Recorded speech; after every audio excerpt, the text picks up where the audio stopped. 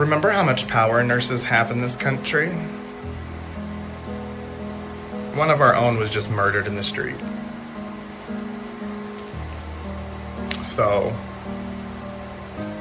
we might be able to stop this somehow. Thoughts? Good morning. Did you know most ICE agents don't wear their plates properly? I've seen it, dude. You know, as the type of ICU nurse I was cardiac ICU nurse. And I did a lot of time, lots of hours, holding on a groin that wouldn't stop bleeding. Let me tell you what, that femoral artery, those veins in the legs, I can't remember what it's called. It's late in my shift, okay?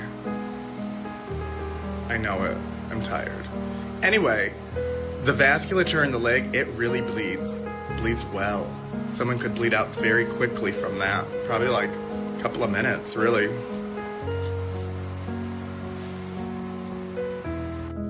I would really suggest to all the healthcare organizations out there that if you have knowingly MAGA employees, that you terminate them.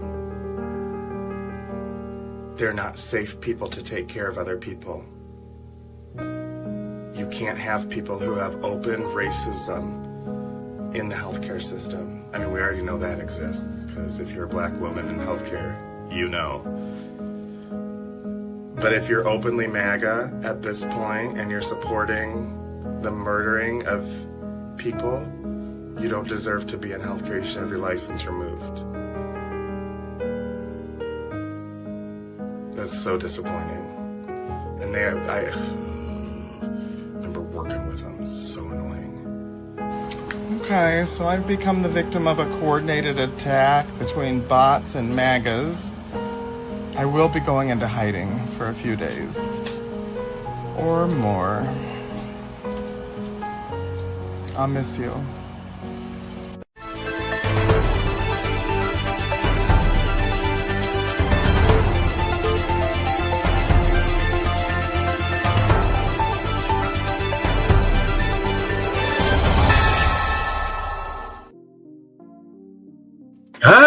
Good morning, good afternoon, good evening. Wherever this video finds you, welcome to Tech's special early Tuesday morning live video, because I was busy last night, so I couldn't get to it.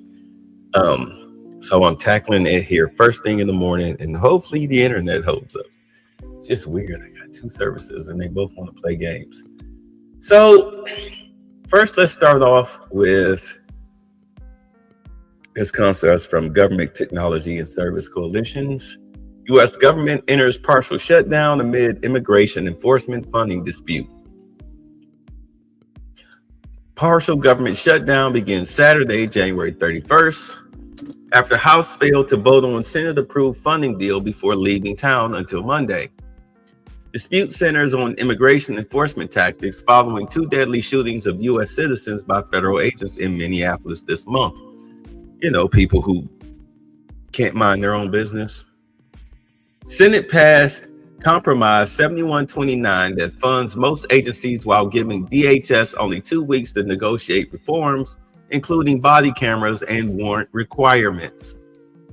Immigration enforcement operations continue unaffected due to $165 billion already allocated in last year's One Big Beautiful Bill Act. The U.S. government entered a partial shutdown as appropriations expired at 11:59 p.m. on January 30, after the House failed to approve a Senate funding deal before the deadline. This left multiple federal agencies without appropriations, as lawmakers could not come to an agreement over funding for the Department of Homeland Security, particularly regarding immigration enforcement reforms. The Senate voted 7129 late Friday to pass a compromise package that funds 5 major spending bills through September while extending DHS funding for just 2 weeks. However, the House had already left Washington and won't return until Monday, February 2nd, creating the funding lapse. The shutdown stems from debate over immigration enforcement tactics following the deaths of 2 U.S. citizens, Renee Good and Alex Preddy, shot by federal agents during law enforcement operations in Minneapolis within 2 weeks of each other. Senate Democrats, led by Minority Leader Chuck Schumer, refused to fund DHS without reforms and demanded an end to roving patrols, mandatory body cameras for agents, prohibiting of face masks, and stricter warrant requirements from judges rather than internal DHS officials, which we're going to talk about. After an initial vote failed Thursday, January 29th, Democrats struck a deal with the White House hours later. The agreement separates DHS funding from other agencies, allowing passage of 5 major spending bills while giving negotiators 2 weeks to hammer out immigration enforcement reforms. The affected agencies include the Department of War, State, Labor, Health, and Human Services, Education, Transportation, Housing and Urban Development, and Treasury, including the Internal Revenue Service.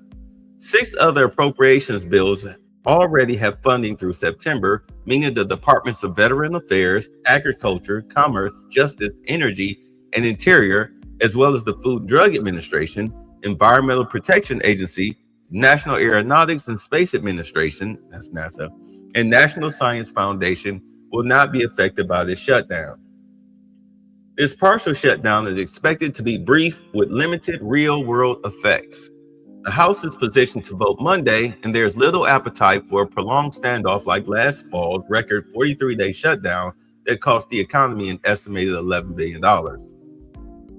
President Trump earlier issued a statement on social media making clear his thoughts on the shutdown.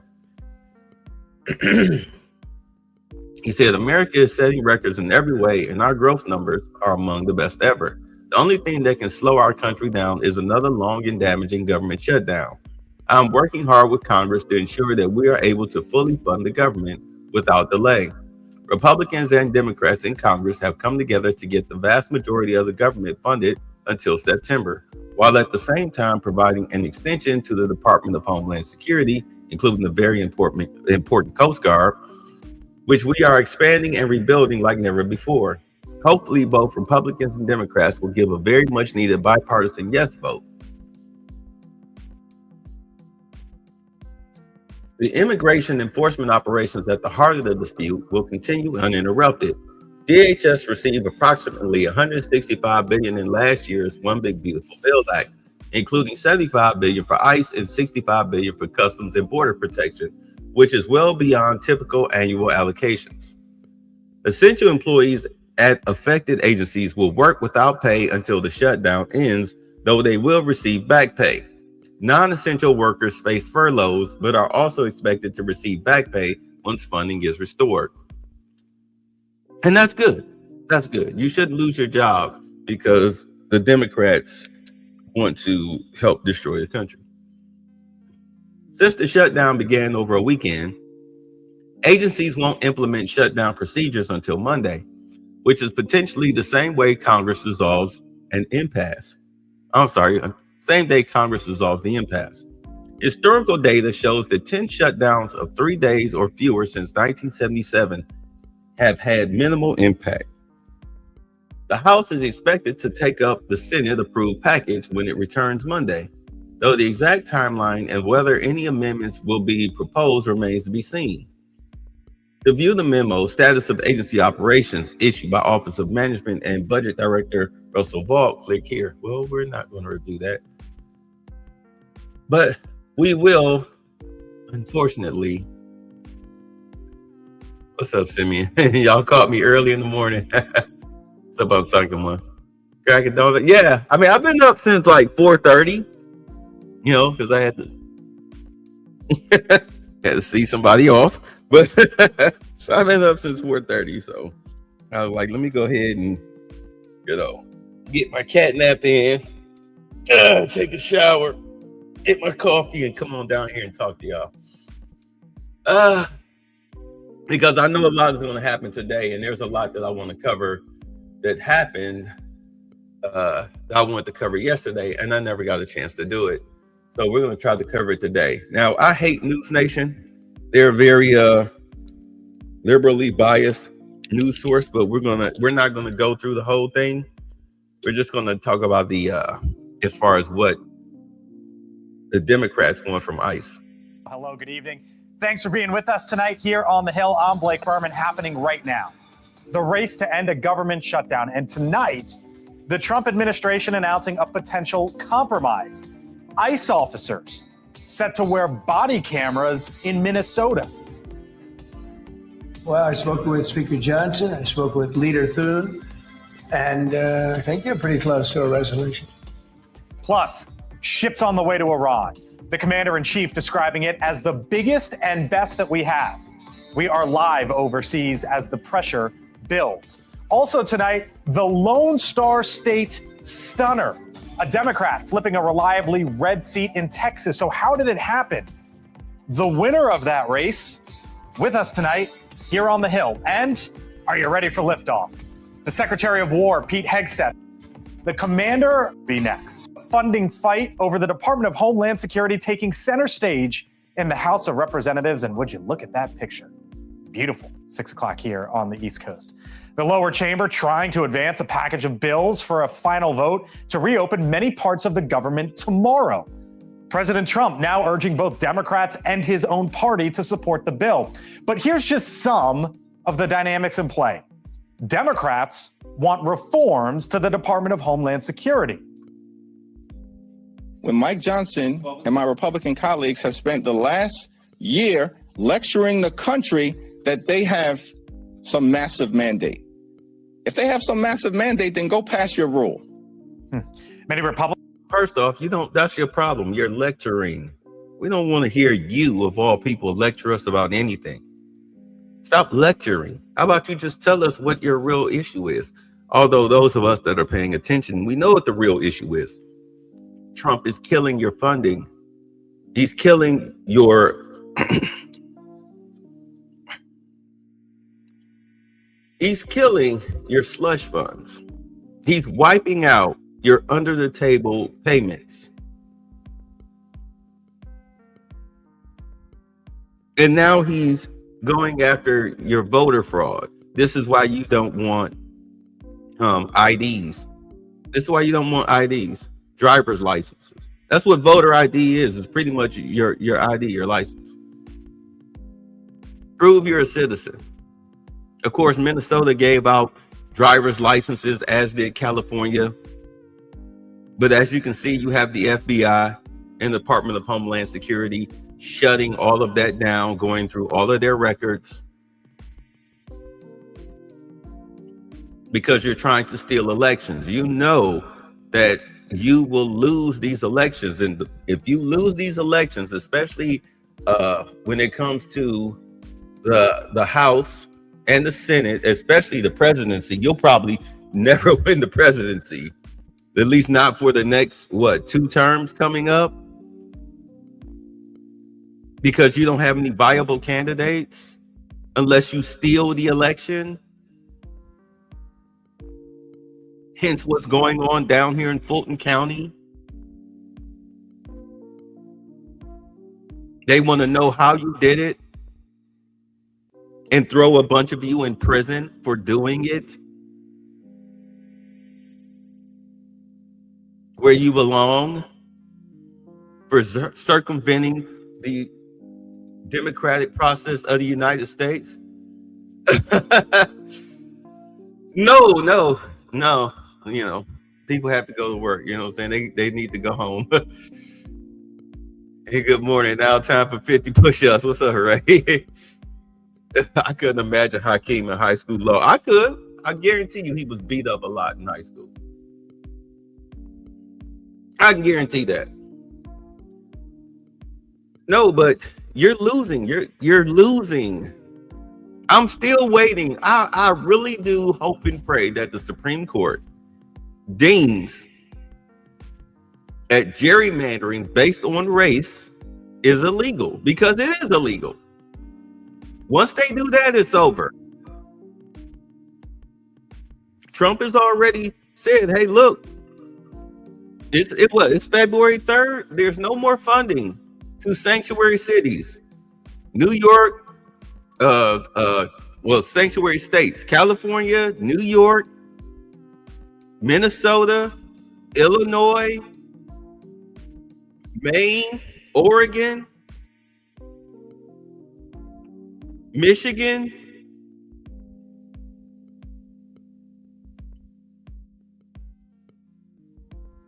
We'll just starve you out. We'll starve you out. We'll starve you out. We'll let the people vote you out because you're horrible leaders. Anyway, let's get back to this. Republicans, though, skeptical about certain reforms, but tonight changes are coming. The DHS Secretary, Kristi Noem, revealing just a little while ago, quote, she put this out on social, effective immediately, we are deploying body cameras to every officer in the field in Minneapolis, adding that the body program will go nationwide as funding is available. That part is key, as funding is available. What are we talking about now? A funding fight. We begin with our... And I have to be honest, I'm surprised that they don't already have body cams. I have to be honest, I'm surprised they don't already have body cams. That's just weird. But they're getting them now. Joe Khalil, he has the very latest live up on Capitol Hill. Joe? Yeah, hey, Blake. So we've been talking particularly to Democrats over the last 24 hours or so, a lot of them, to see where they are on this partial shutdown and whether they plan on voting to pass these funding bills that would end the partial shutdown, keeping in mind that the Homeland Security bill is now separate, and that is going to be where this sort of fight happens. You mentioned already, Democrats are making some demands, some reforms to ICE. President Trump already seemingly behind body cameras on ICE agents and Customs and Border Protection. That seems to be the low-hanging fruit. These are some of the other demands that are going to get more tricky over the days and weeks ahead. Roving patrols, Democrats say no more. No more administrative warrants, meaning you got to get a warrant from a judge instead for ICE raids. Okay, first and foremost, no more roving patrols. Well, then hold the illegal. First and foremost,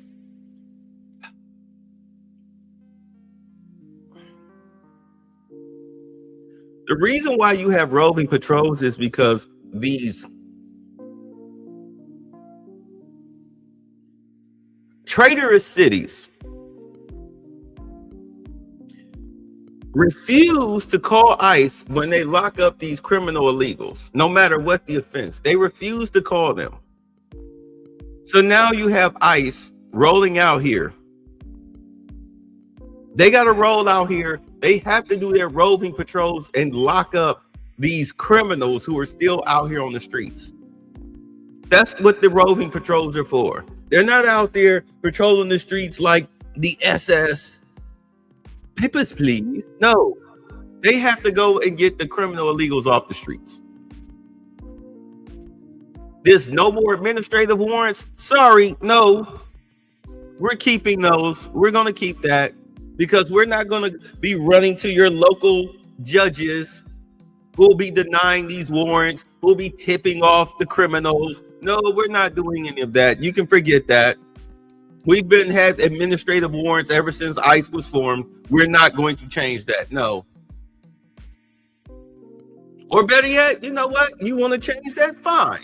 Because Trump did hire a bunch of immigration judges. In case people forgot, last year, he hired a bunch of immigration judges. If that's how you want to play it, fine. Fine. Fine. We'll put one in every state and in every city, in every major city where we're having this problem, and they'll just rubber stamp, rubber stamp, rubber stamp, rubber stamp, rubber stamp.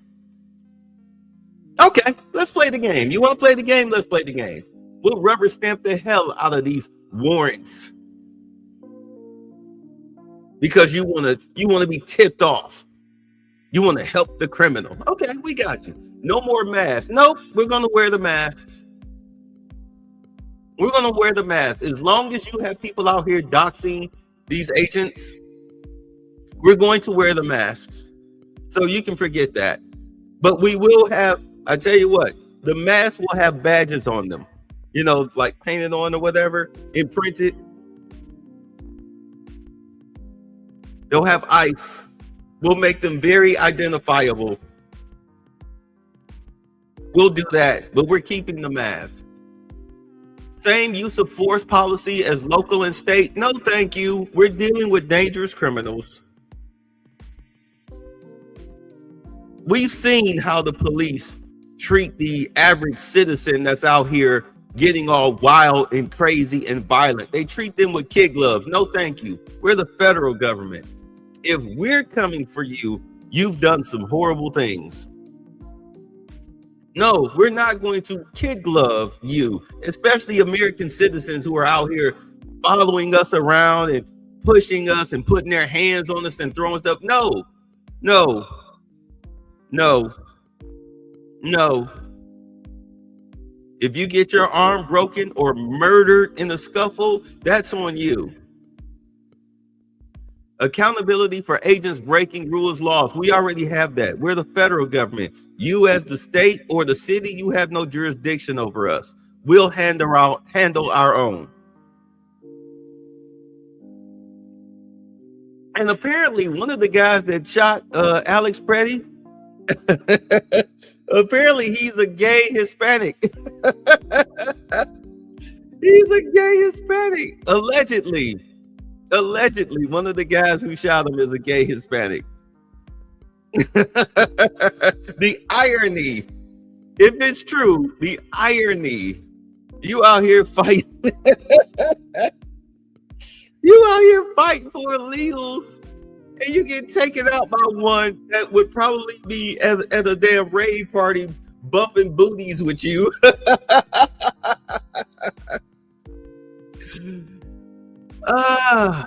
So we'll move on from that because this is what they want. And you know, I mean, there are ways you can get around this stupid stuff. They're still protesting heavy in Baltimore. For what? You say, listen, I don't hear hardly as much of that because folks they live here in Tampa.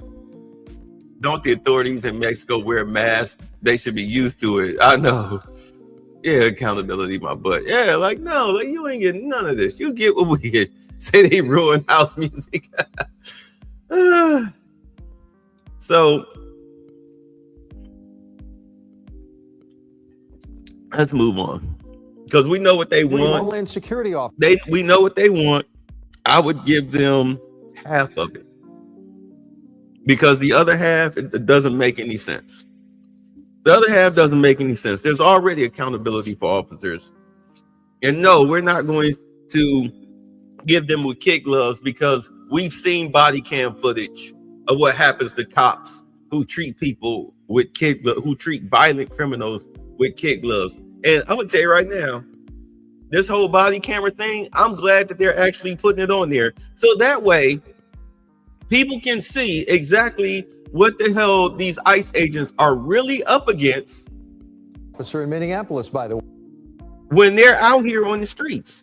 Just like, you know, with black lesbian mansions, they got the body cams that they've been hoping for. We saw Obama made it nationwide, instituted it, and he did absolutely nothing. Then came Trump, and then we saw the difference. And now here we are, what, in the Biden administration? It was crazy. People made livings on YouTube just going over body cam footage, watching these people commit the most outrageous crimes and then acting like they're the victim. Accountability is racist. It was just wow. So yeah, go ahead, slap some body cams on these guys. Slap some body cams on these guys, and then just start, Department of Homeland Security, DHS, just start posting the footage of all of these wild encounters that ICE agents are going through. Turn the tide. Turn the tide. You'll have people like Cam Higbee, me, not saying I'm in the same class. Who else? Nick Shirley, all these other guys who are talking, who are, pro-ICE. We'll start posting those body cam footages, and that way you will turn the tide. You will turn the tide from what mainstream media gives you, the lies that they feed you. So yes, slap the cams on them. Soon going to be issued a body-worn camera. Department of Homeland Security Secretary Kristi Noem says the program will be expanded nationwide as funding becomes available. But a little history on this. President Joe Biden actually ordered federal law enforcement officers to wear body cameras as part of an executive order. That was back in 2022. The Associated Press reports that President Trump rescinded that directive after starting his second term.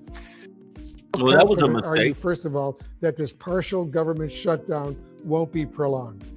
I think that by the end of the week, the House and the Senate will have passed 11 of the 12 appropriations bills. Now, it'll be a bumpy road for the House. It'll be a clown circus for a few days, but I think they'll ultimately pass. The only bill that will not pass is the Department of Homeland Security budget, and frankly, I don't know if it's possible to pass that bill. Because Both sides are dug in. There are Republicans who will not vote for any type of reform. There are Democrats who will not vote for any type of funding for ICE. Their base, whatever you want to call it, the Sanders, Ocasio-Cortez, Mondami wing of the party is going to demand don't vote for anything. Now, are there enough votes of those in the middle? We don't know yet. what about the Democrats calling for making ICE agents remove their masks and requiring judicial warrants? Where do you stand on those specific proposals? Well, I've been real careful about talking about specific proposals because it's a moving target. I would not support removing masks.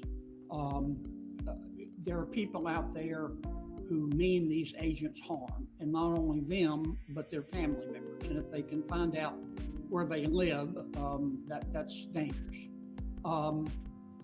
In terms of the warrants, I guess my question is going to be when we get down to negotiating, in what context? In some contexts, you already have to have a warrant.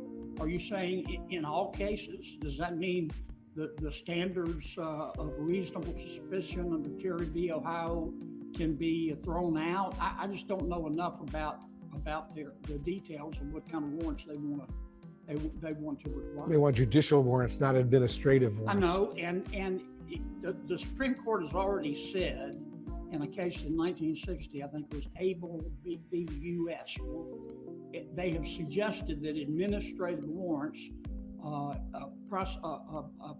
prosecuting final orders of deportation are constitutional.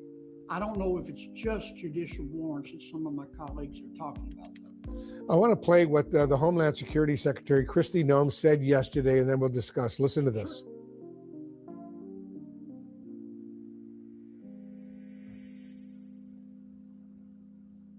What's up, Detroit? Okay, I guess they had an audio issue there.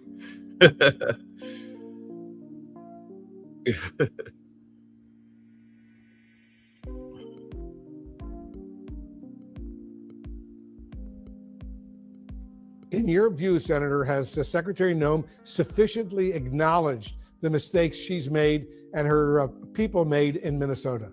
Well, I haven't heard it. She might have, and I just didn't hear it. I guess I'd make 3 points quickly. Well, number one, if he exercises prudential judgment, I would leave him in charge. Number two, I think most Americans agree with me that illegal immigration is illegal. Our immigration statutes are not some second-tier laws. I support enforcing them. How you enforce them matters. Due process, equal protection, a reasonable suspicion of Terry v. Ohio. You can legislate stuff, but if you don't have the leadership to execute it, then it's of no moment. I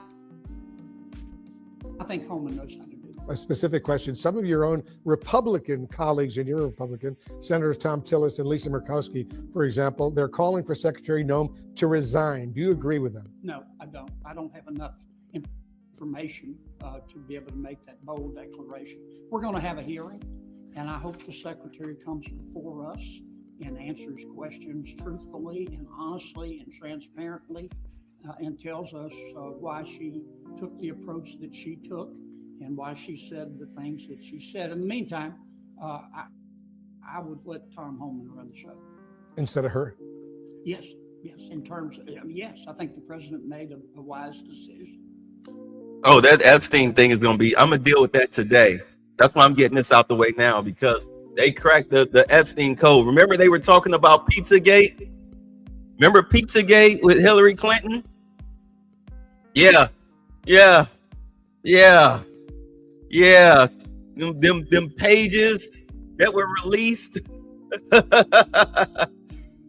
And as far as the whole Texas thing, I guarantee you there's voter fraud. They're going to look into that. I guarantee you there's voter fraud. But yeah, but Pizzagate was real. Pizzagate was real. So he should be the Secretary of Homeland Security? No, I didn't say that. I'm talking about in charge of all the ICE operations.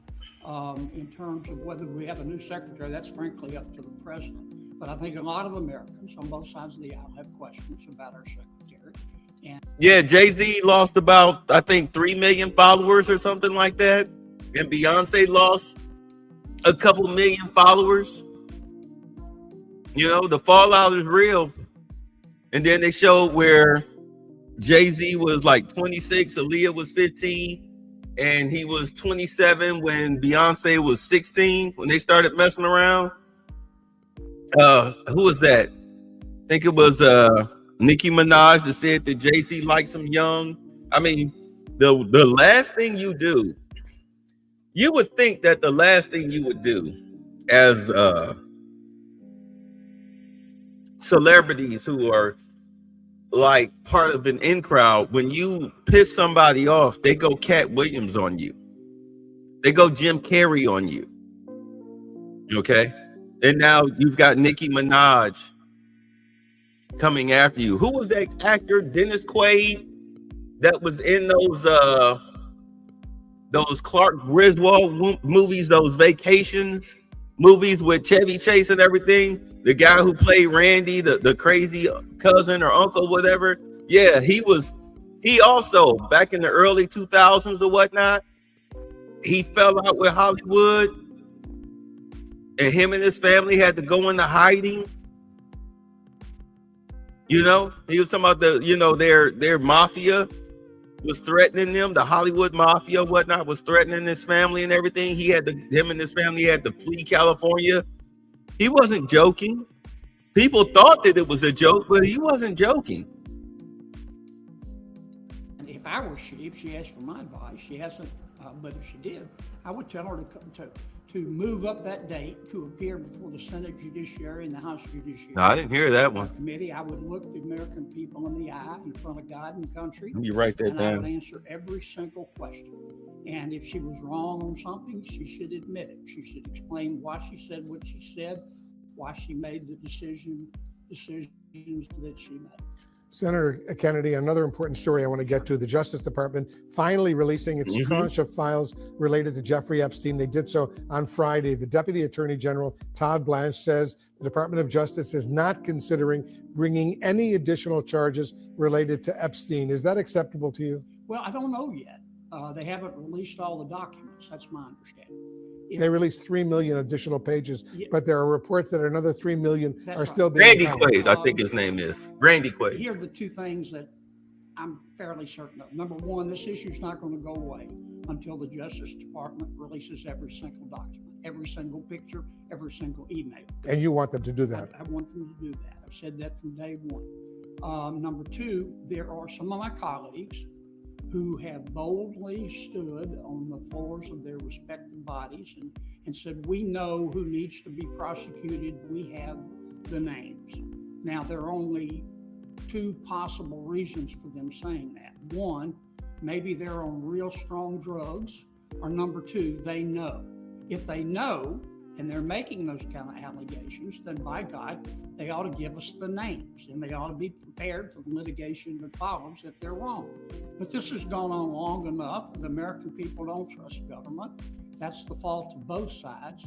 And if I were they, I would release every single document and picture. We'll see if that happens. Protect the victims, but do it. Yeah, and redact the pictures of the nude girls and women.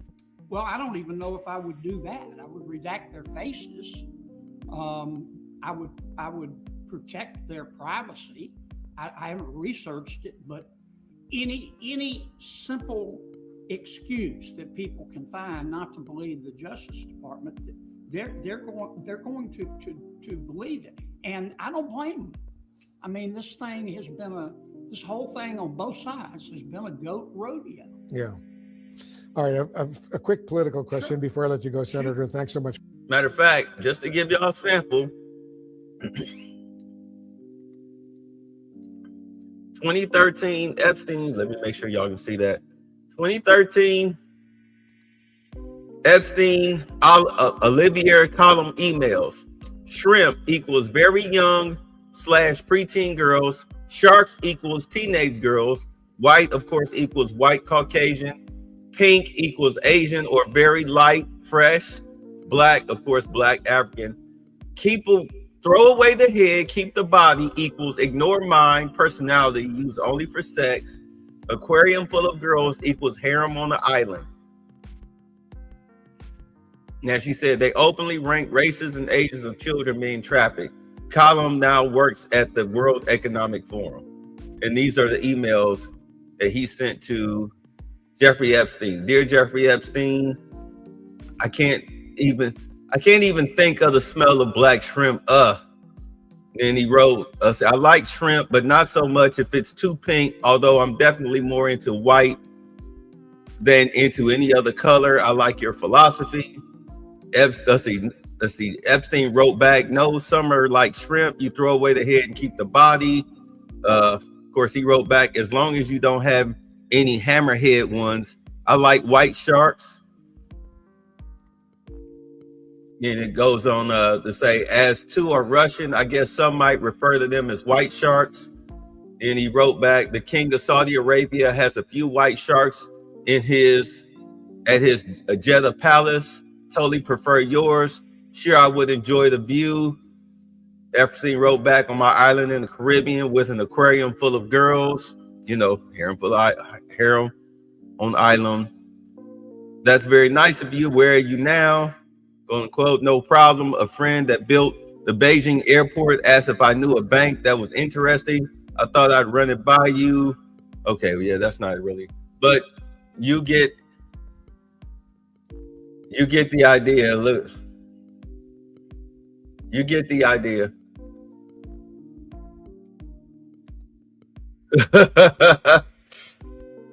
Foxy Brown spoke about it in defending Nicki Minaj. Epstein was Mossad. Dame Dash knew. Apparently Epstein didn't want black girls. Beans knew. I mean, it's just wild. For your time. Senate, a lot of people are noticing that Democrats just flipped an important Texas Senate district in a special election that President Trump actually won by a whopping 17 points back in 2024. Yeah. Does that concern you at all looking ahead to the midterms that are coming up? Well, sure it does. Now, I don't know the candidates in the race, and obviously the candidates matter. But there's no question in my mind that right now, Democratic voters seem to be more motivated than Republican voters. Can that change? Yes. But when moms and dads lie down to sleep at night and can't work, they're worried about the cost of living. And just telling them, don't believe your lying checkbooks is not going to get it. We're going to have to take action. Yeah, they are going to have to take action. They need to be more. Let's just be honest. The Republicans need to be more proactive instead of just sitting back and just hoping that the American public is listening. They need to be more proactive with commercials, advertising, etc., with their promotional papers, flyers, billboards, etc. They really need to be more proactive. Their biggest problem is that they do what these people are doing, sitting on your tails on the sidelines, just hoping that common sense will rule the day. But the problem is that you're dealing with people who don't have common sense. It's so rare that it's a goddamn superpower. This is why the sale of CNN is so important. The sale of CBS was so important. The defunding of PBS in an NPR was so important.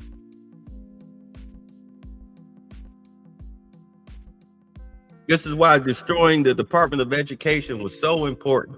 You got kids out here on the front lines. They're now pushing your children, forcing your children to go out here and protest in the middle of the school day. I would, if I had a kid, I'm suing. And I'm beating your ass when you get home. What the hell is wrong with you? I would sue the hell out of those school districts. Class action lawsuits for everybody. What the hell is wrong with you? Your job is not to put my child in danger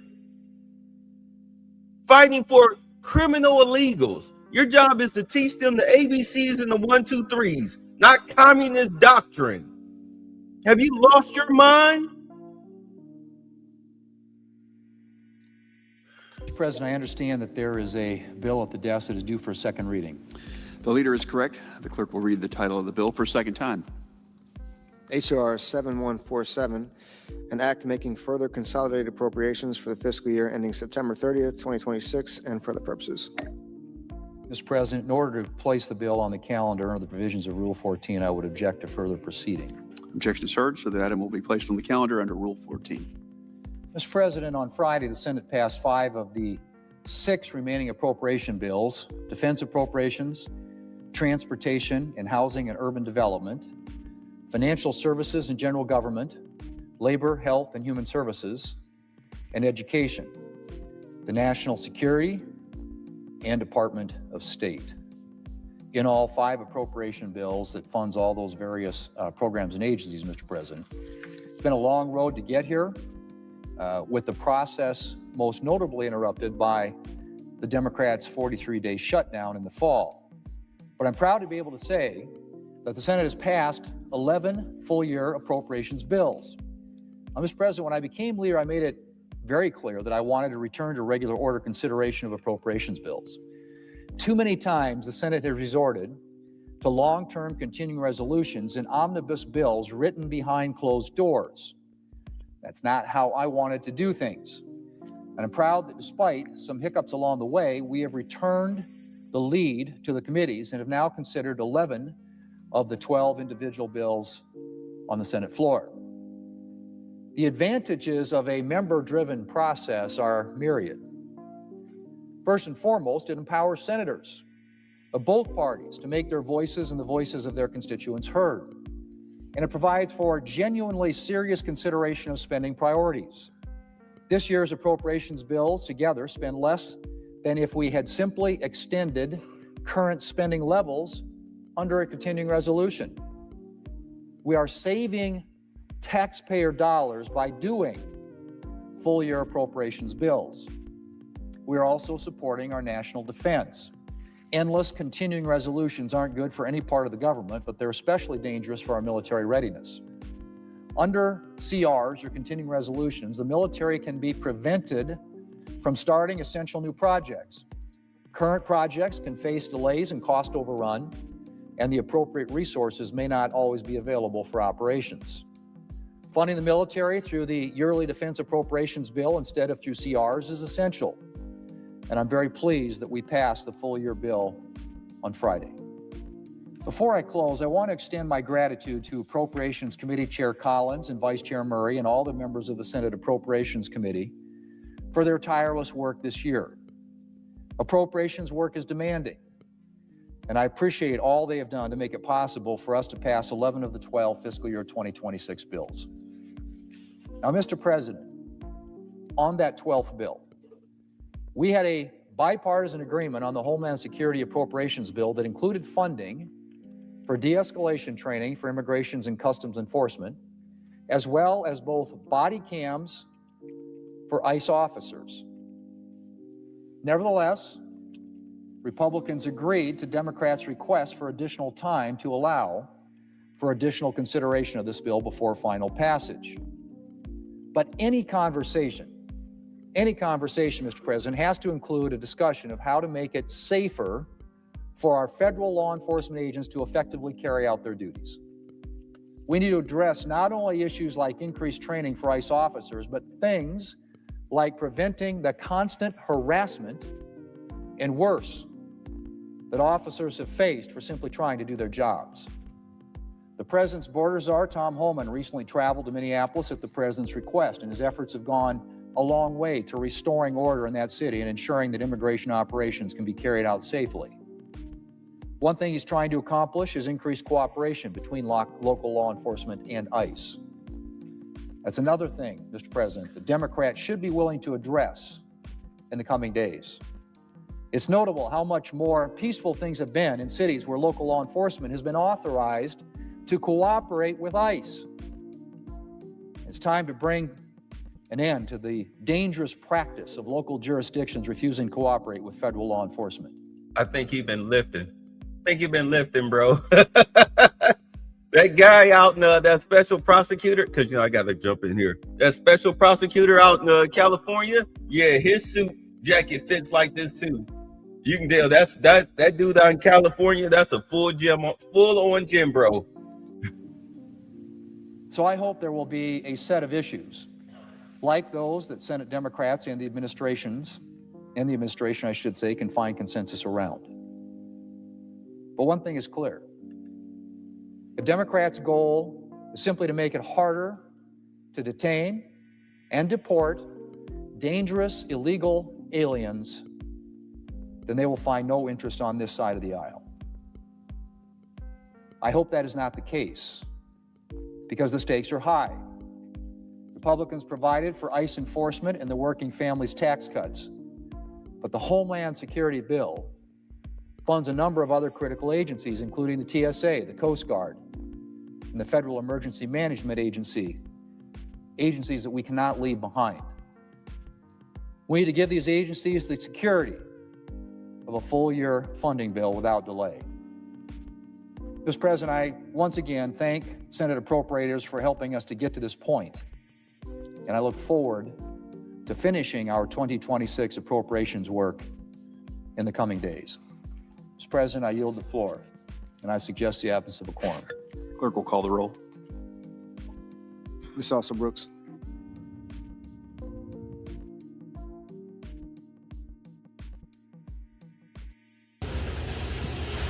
Jeffries, on the weekend shows, you talked about wanting a clear path. You know what? I really don't want to hear this clown's voice. I'm gonna let it play anyway. I know it's early. Okay. For this, to know that the Trump administration is serious about working on this funding bill. What does that look like? Do you want to speak to President Trump? What do you need to have that clear path? Speaker Johnson and I have been in close communication. I've also been in close communication with Leader Schumer. Still haven't seen a clear path articulated, an ironclad path articulated by the Trump administration related to the type of dramatic changes that are necessary in order to rein ICE in. It's out of control, and the American people know it. As evidenced in public opinion survey after public opinion survey after public opinion survey, including amongst Donald Trump supporters. They know he's gone too far. The American people know that Donald Trump lied to them. He said, we're going to target violent felons. Okay, and? Instead, they're targeting 5-year-old boys. Do you see why I don't like to hear this dude speak? How did the 5-year-old boy wind up in ICE's custody? Bueller? How did the 5-year-old boy end up in ICE custody? The father, a 6-time deportee, drove to the house, jumped out of the truck, and ran, leaving the boy in the truck.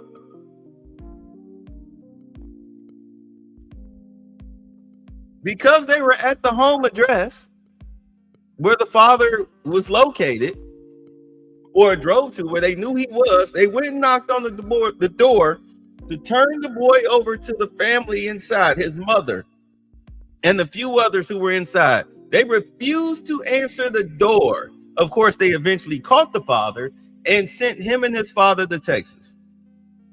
Of course, they returned them because the father has an amnesty hearing coming up.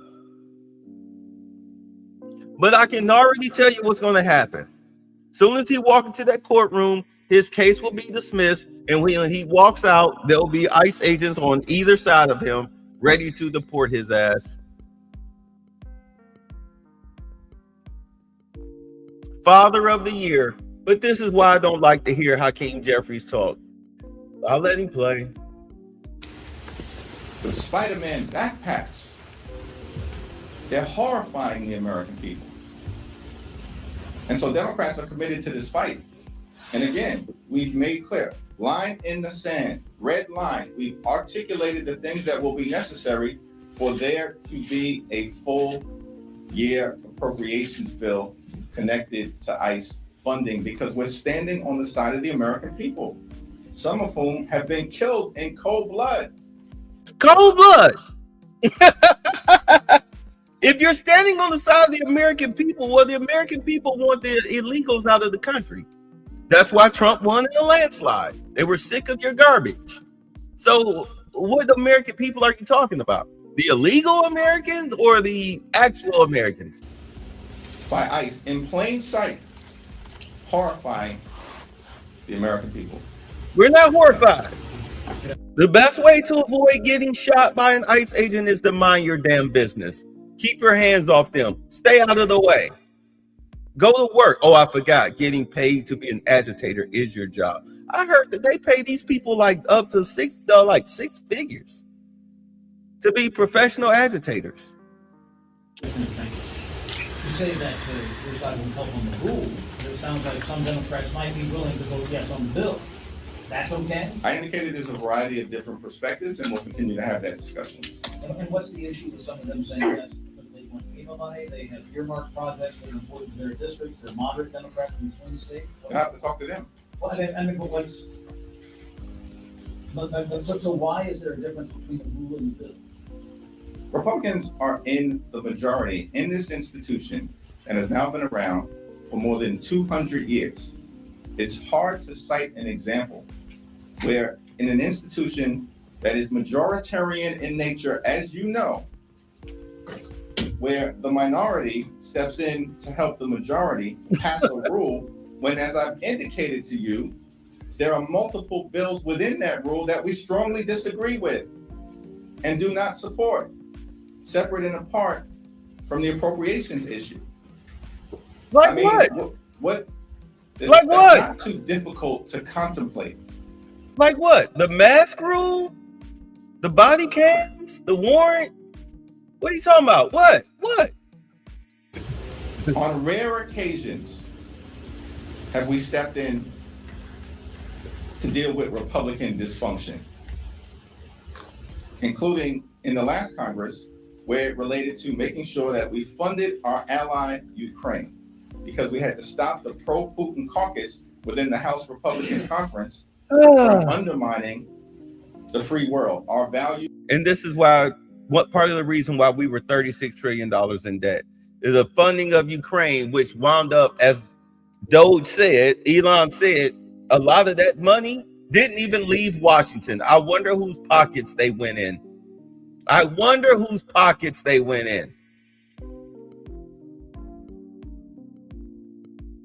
Y'all remember that? Zelensky, like, I didn't get no 250 billion. Who told you I got 250 billion? I got 5 billion. Use democracy, freedom, and truth, as opposed to continuing to play footsie with Vladimir Putin. That was a rare occasion. Hard to cite another example. I know he's getting that good paper. In the last few Congresses. Right. What actually? Every time you turn around, if Trump wipe his butt with 2-ply toilet tissue, they got a protest sign about it. Involves Democrats stepping in to help Republicans govern an institution. When Mike Johnson and my Republican colleagues have spent the last year lecturing the country that they have some massive mandate. Again, if they have some massive mandate, then go pass your rule. All you do is which lie. includes toxic bills that we don't support. Nobody cares. I'm done listening to this guy. Ugh.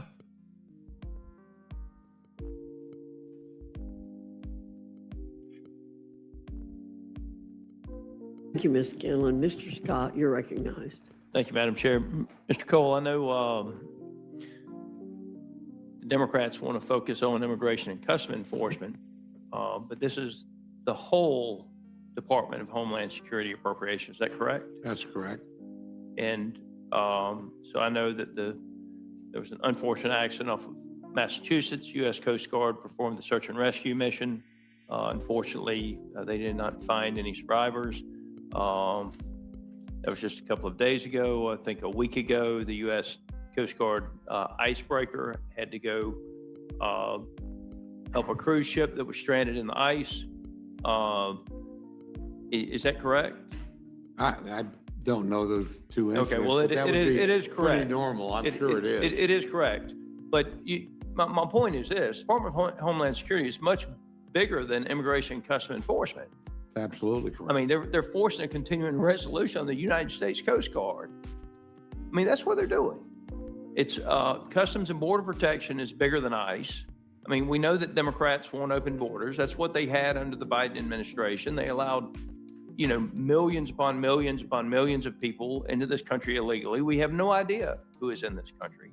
But aside from Immigration and Customs Enforcement, you've got Customs and Border Protection, which is Border Patrol. You've got the Transportation Security Administration, who does a tremendous number of things. Most people know them as the ones that run security at the airports. Is that a fair statement? That's correct. Okay. I've already mentioned the U.S. Coast Guard. You've got the Secret Service that's also under Department of Homeland Security. You've got what's known as CISA, the Critical, Cybersecurity and Infrastructure Security Agency. You've got FEMA, which is also under Department of Homeland Security. Is that correct? That's correct. Citizenship and Immigration, which is not ICE, but does deal with citizenship and immigration. And then you've got the Federal Law Enforcement Training Centers. All of these are under Department of Homeland Security, correct? Correct. And when you do the continuing resolution, what does it do to those agencies as well? Does the continuing resolution impact the U.S. Coast Guard? It certainly does. I mean, the bottom line is this is a ridiculous demand from the Democratic Party that we have a continuing resolution for the Department of Homeland Security. The only thing this is better than is a shutdown, but we're going to be right back here in 2 weeks.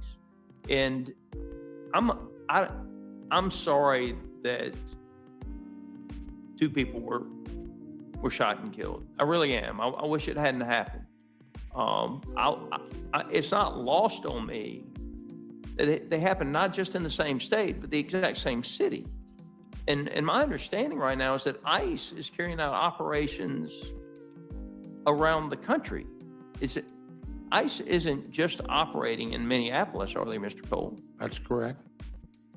But the difference is in other states, even if they are a Democratic-run state and a Democratic-run city, those mayors and those governors are allowing the local law enforcement agencies to do their job.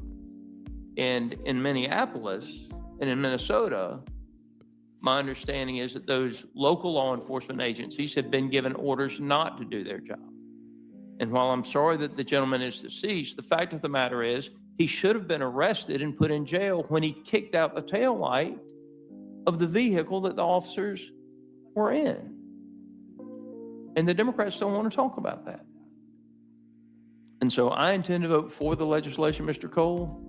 I think that those of us who want this country to move forward and our economy to move forward will continue to vote yes. My understanding is, and I think this is actually a good thing, that the Homeland Security bill that passed the House of Representatives actually had de-escalation training for immigration and customs enforcement. Is that correct? That's correct. And by doing what the Democrats have done, they have stopped the de-escalation training for Immigration and Customs Enforcement. Is that correct? Correct. I think that the de-escalation training is important, and I wish they had not stopped it. I wish that the de-escalation training was there. I hope it'll be in the next piece of legislation that we have, as it was the last. And with that, Mr. Cole, I just want the American citizens to know that DHS is much bigger than Immigration and Customs Enforcement, and they are able to operate effectively, more effectively in other states because they have not been given orders by a radical mayor and a radical governor. The local law enforcement and state law enforcement have not been given orders by a radical governor and a radical mayor not to help from the standpoint of what local law enforcement is supposed to do. And with that, Mr. Chair, I yield. Gentleman yields back now. Recognize the gentleman from Colorado, Mr. Thank you very much, Mr. DeLauro. I'm going to defer my questions until later. Ms. Fishbach, recognized. Thank you, Madam Chair. And I appreciate you both being here. And I think, Mr. Cole, you said it felt like deja vu. But very quickly, I think you mentioned in your opening statement that there was an agreement. This was all agreed, because when we left, it was our understanding, we voted, we passed it out. My understanding that the Senate was all set up and it was going to be done. That's your statement's correct. There was an agreement with the Senate. The bills had been negotiated in a bipartisan fashion. We tried to work closely with our Democratic colleagues, both the House and the Senate, to send it to them in the manner in which they requested. I'm still here. I'm just listening. And my friend, the ranking member, requested one thing, wanted a separate vote on that bill. We worked hard to secure that vote, and you were kind enough on this committee to give us that opportunity. And then, look, I've been arguing all along, we should have been doing this earlier in smaller packages. I just think that's a better way to proceed. But the Senate wanted 6 in one bill. And so they got what they asked for. And then they decided the situation, and I'm not going to speak for them, but obviously what happened in Minnesota impacted the deliberations of the Senate, and they changed the deals. That wasn't done in consultation. They basically broke one out. That was a direct negotiation, as I understand it, between the president and the minority leader in the United States Senate. Procedurally, that requires us then to look at the packages again. But there's no substantive disagreement on the 5 bills that we've negotiated in either chamber. I mean, they've passed the Senate, and if we take them up on the floor and pass them here, those will become law. As my friend, the ranking member, said, the remaining one is a 2-week extension, so other negotiations can occur. And I would assume at that point, they'll either come to a conclusion or not. And we'll be dealing with that bill again. But what we won't do is derail the rest of the government. 94% of the government will be funded. Our military will be paid. Our borders will be secure. Important, research programs and programs that support our most vulnerable will happen. We don't have disagreement there, or the disagreements we have been resolved through negotiation. So putting those things through, I think, is the right thing to do. Working on the area that is still a matter of contention is probably the appropriate thing to do as well. Again, I would have preferred all 6 be accepted as negotiated. This is the second time the Senate has done this. We had a negotiation last year. They asked for a clean CR, which they got. They asked for a short-term CR, which they got. And then they introduced extraneous matters, which were health care, Obamacare era subsidies, and undoing Medicaid reforms that Congress had enacted into law and the president signed earlier last year. So, it's pretty hard dealing with the United States Senate because when you've got an agreement, they don't feel bound by the agreement that they had. So again, we're sort of used to this, but I would rather preserve the really 94% of funding where we have agreed, get that taken care of. That shouldn't be subject to this debate or this controversy and then move on. There's clearly negotiations at the highest level going on the Department of Homeland Security right now. There have been a number of moves by both parties, by the president, by the Senate to continue this discussion. So obviously we would deal with that at that point. But I don't think we should miss the opportunity of passing into law things we agree on to keep the government shut down. I mean, literally, if we don't act on this, we're going to be back at the point where people that keep our skies safe aren't getting paid, where promised pay raises to air traffic controllers and the Coast Guard don't happen, where we don't have money in reserve for a natural disaster. We have one undergoing right now, where our men and women that protect us overseas wonder whether or not they're going to get paid or their families here are going to be safe. So let's solve the range of problems where we have very substantial bipartisan agreement and negotiation, and then work on this remaining problem. And Mr. Cole, I agree with you, and I'm hoping that a majority of the folks, when these get to the floor, do agree with you, because you're absolutely right. We need to keep the 94% open, and I'm just sorely disappointed that, I mean, when we left, and the Senate was supposed to come in, that the agreement that was struck was not honored, and it's deeply disappointing, because I know that everybody worked very hard, and we took the votes to make sure that would happen. So it's unfortunate, but I do think that at this point, you're right. We need to keep the 94% open and let that bit that's being held hostage, essentially, until they get their way. We've got the 2 weeks to deal with it, but in the Okay. The former Chicago police. So we pretty much get the gist of that, I guess. Sorry, I hope I didn't put y'all to sleep, but let's get on with this moron, Brandon Johnson. Department Chief of Detectives weighs in on Mayor Brandon Johnson's executive order directing CPD to investigate federal immigration agents for possible misconduct. A handshake between Border Patrol's Greg Bavino and a Chicago police sergeant during Operation Midway Blitz last fall. While Chicago's sanctuary city status does not allow police to help federal immigration agents with enforcement, the relationship between the two has remained somewhat cordial, despite some questionable tactics that have left some officers dealing with pepper spray.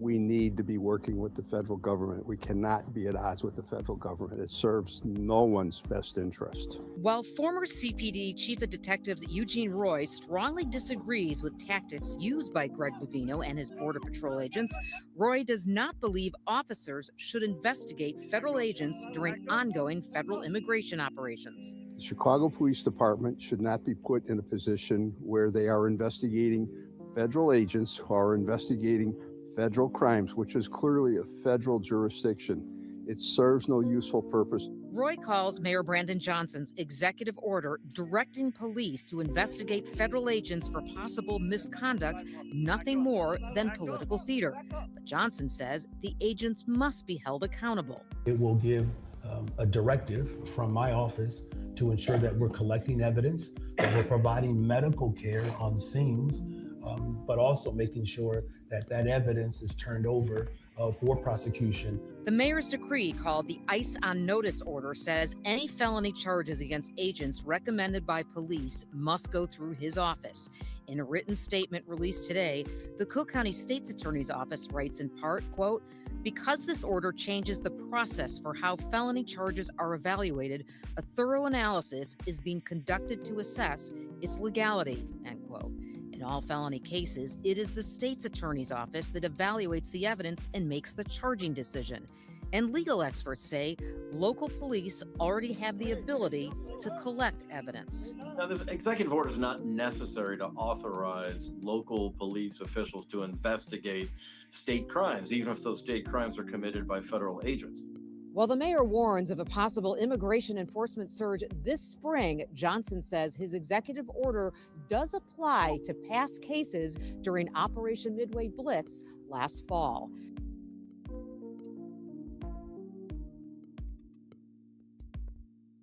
Yeah. Come on. I don't know.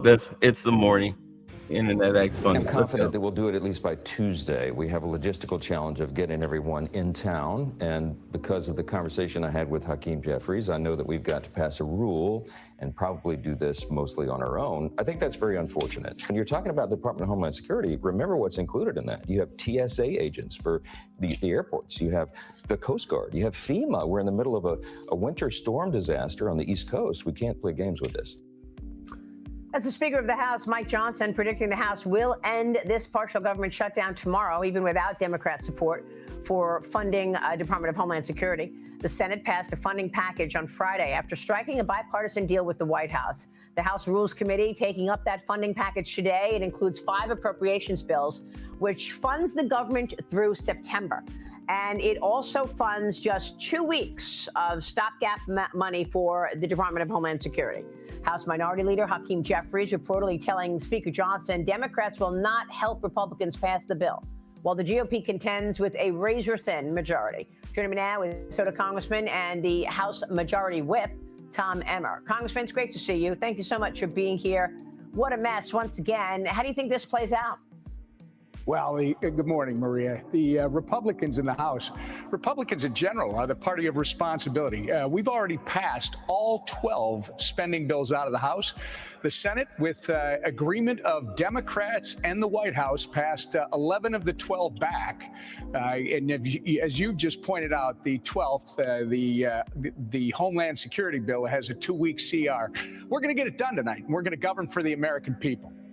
Yeah, it's funny because President Trump mentioned this the other day, and he pointed out that isn't it interesting that every time your colleagues agree to funding, they do it right before a really important thing. Like, so you're funded until September, right? Right before the midterm elections. That is correct. And it does seem to be more than just a coincidence, Maria. But on this one, look, we passed all these. House Republicans are taking back the power of the purse. You heard our speaker talk about it. We passed all these across. They should have been passed by the Senate last week. But they've got a problem with the Homeland Security bill, they say, because of ICE. Think of this, Maria. We've already funded ICE through 2029. We put $30 billion into President Trump's big, beautiful bill. So how can that even be the issue? And now here they are. Hakeem Jeffries and his sorry leadership is going to hold the American people hostage again by trying to obstruct funding when it comes to TSA, when it comes to the Coast Guard, when it comes to FEMA. It's just foolish. It's exactly what they did back in September. It does no one any good. And by the way, Republicans will get this done with President Trump. So Congressman, explain how that happens. That because you say it's funded already, right? You've already funded these operations, and yet your colleagues are saying they're only allowing money for the next 2 weeks. Right. Well, they want to negotiate quote unquote reforms in the bill. And these are primarily Democrat senators, because clearly on the House side, they don't have any answers. All they have is just say no, just be obstructionist, just hold TSA, FEMA, the Border Patrol, hold them hostage, hurt the American people. At the end of the day, what happens is that $30 billion that was passed, that funds ICE, the Immigration and Customs agents, through 2029, $30 billion. In this bill, there's $10 billion in the bill that supposedly goes to ICE. But Maria, if you look at it, it's for unaccompanied minor children. That money is in there because the Biden administration lost some 400,000 minors that were flowing across our southern border. And the Trump administration, President Trump, is trying to use a government of the whole approach to not only find those kids, but also any kids coming across unaccompanied minors, making sure that they go to family members or responsible adults as opposed to those who might traffic them and abuse them. So, well, luckily, that doesn't happen anymore. Well, at least we're told that doesn't happen anymore. I don't understand why Hakeem thinks this is a good idea to harm the children, because that's what you're doing. Wow, that is just incredible. I mean, at the end of the day, though, you've got this razor-thin majority. I mean, are you going to be able to get this done? You say you are going to be able to vote tomorrow and reopen government? Right. The Rules is meeting tonight, as you previously reported. We'll vote on that rule tomorrow morning, if all goes well, about 11 o'clock. Remember, we're dealing with storms across the country. We expect to have all of our members here. At this point, something could change, but we'll vote on the rule at 11, and we'll vote on the package of bills later in the day tomorrow. Congressman, what are the chances that you do another reconciliation bill at the end of the year or later in the year? That's in large part up to our members. This is something that our Speaker is committed to going through the process because, quite frankly, there's a lot of great stuff that was left on the cutting room floor last summer, Maria, and we do have the opportunity to do another reconciliation bill, which, as you know, only requires 50+1 votes in the Senate, which is why it's so attractive. We'll see how that process goes here in the next few weeks. Meanwhile, a federal judge is declining to halt the administration's immigration crackdown in Minnesota. She says she did not have the authority to do so. The Saturday ruling in response to Minnesota now suing the government, alleging the administration is using operations to coerce changes in state policies and punish Democrat officials. The White House press secretary, Caroline Leavitt, told me on Sunday the president will not waiver his policies on illegal immigration. Watch this.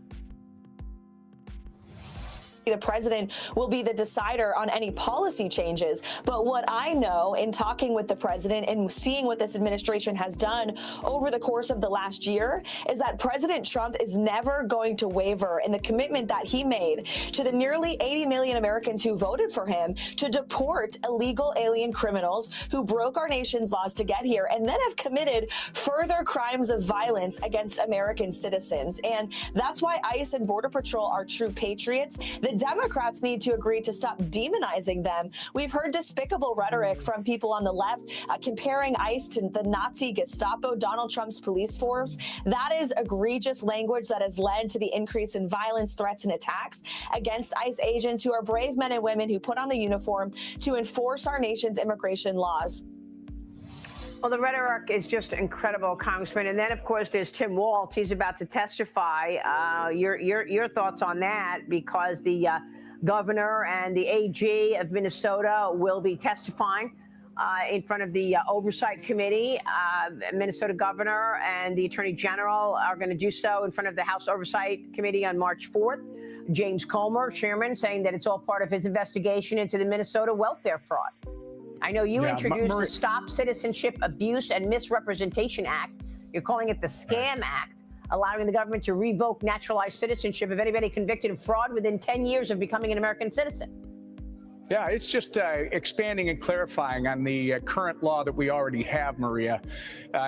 I believe that if you come to this country and this great country and you become a citizen, you should be assimilating. You should be trying to be a great American. If you engage within 10 years of becoming a citizen in espionage, in aggravated felony, or you're working with a foreign terrorist group, you should be denaturalized and sent back to where you came from, because clearly you don't appreciate the citizenship opportunity that you have in this country. When it comes to Tim Walz and Keith Ellison, look, Tim Walz said the fraud is make-believe, Maria. They're going to come in and testify on March 4th in front of Jamie Comer's Oversight Committee. And if it's make-believe, Tim, where did the $9 billion go that it estimated that the fraud that went out from your administration the last 9 years, and by the way, the $250 million feeding our future largest pandemic fraud case in the country, Maria, it ain't fraud. They've already indicted 96 people, 85 from our Somali community, and 60 of them have been convicted. There's housing fraud, there's daycare fraud, there's child center fraud. You saw the Leering Center that Nick Shirley, in a matter of hours, Maria, found more fraud that Tim Walz and Keith Ellison have found in the last 7 years, and it's only because he was looking for it. Yeah, well, that was crazy. Yeah, the Leering Center. I mean, it's like instead of Learning Center. I mean, Congressman, we'll be watching all of that. We so appreciate your time this morning, sir. Thank you. Thank you, Maria. All right, Congressman Tom Emmer on Capitol Hill. We'll be right back. Stay with us. Welcome back. It's 12:34. A partial government shutdown is now underway. A live look at the nation's capital, where the House is set to vote tomorrow on a group of bills to fund the federal government.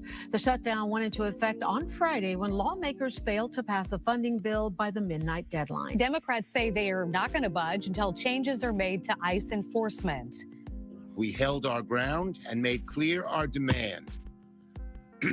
The Senate must separate the Homeland Security's bill out of the large appropriations bill and allow this chamber to make real changes to overhaul ICE and to end the violence. We have to allow ICE to do its job. We have to allow Border Patrol to do its job, and we're going to make sure they have the funding to do that. Democrats' demands include requiring those ICE agents to remove their masks, identify themselves, and use body cameras. Meanwhile, the brief shutdown is already taking a toll, especially at airports. More than 10,000 FAA employees will be furloughed, and air traffic controllers will be required to work without pay. Switching gears now, Mayor Johnson is drawing controversy for his executive order pertaining to ICE. Political correspondent Paris Schutz joins us now to break that down. So what happened here? All right, well, this all happened over the weekend Saturday, while we might have been engaging in our weekend activities. But Mayor Johnson signed an executive order basically saying that they would gather evidence and police would document perceived abuses of the law by ICE or federal immigration agents. He also said our office has worked in close collaboration with the state's attorney, Cook County State's Attorney Eileen O'Neill Burke, who would have to bring any prosecution. The mayor can't prosecute somebody. Right. It's not a law enforcement prosecutorial kind of job. Well, she says this is the first I'm hearing of this. He said, my office agreed with this. I didn't see this executive order until the day it was signed. She said, quote, Mayor Johnson's statement is not true. My office did not receive the executive order until it was released to the public.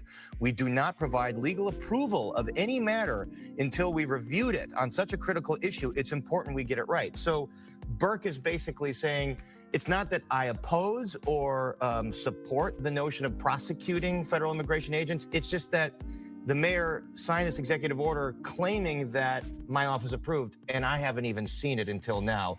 So we're going to wait to see today what the mayor says and how he responds to the fact. I mean, basically insinuating he lied or he misspoke or something like that. Now, he said he spoke with members of her office, but again, she's the head of the office saying, I never saw any such plan until he made this executive order public. Okay, so let's talk about what this executive order would do, because basically it would allow Chicago police to get involved if they believe federal agents are doing things they're not supposed to explain. Well, I don't think it goes as far as them arresting federal agents, because remember what Police Superintendent Larry Snelling said. He said, if you think our job is to arrest other sworn law enforcement, that's not what we're here to do. So we have not heard Superintendent Snelling's position or take on this.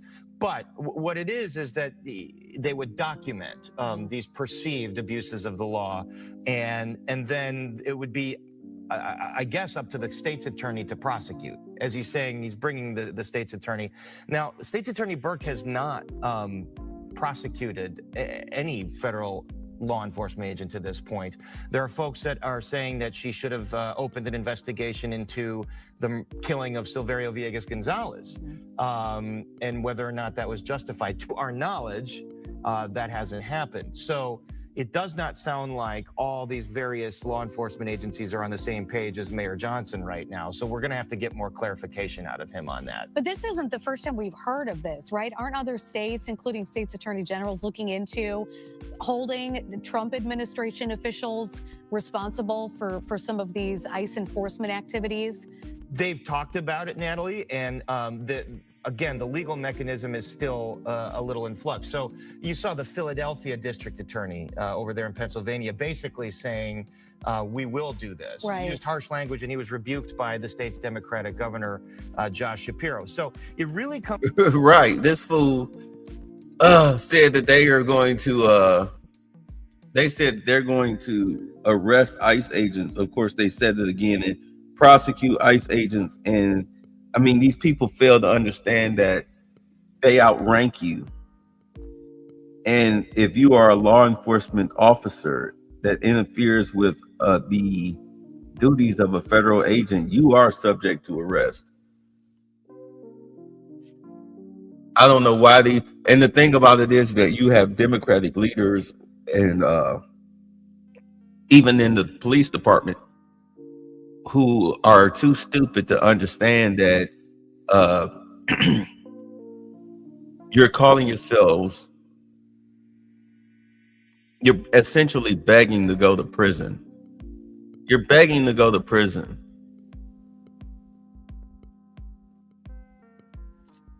Comes down to the law enforcement agencies, not really the mayor's office. And that's why I'm confused by this executive order, because the mayor's office doesn't have a prosecutorial power. Right. Okay. Like there isn't a city, there's administrative court for the city, but beyond, fining somebody, they don't have the ability to just throw somebody in jail. The police can.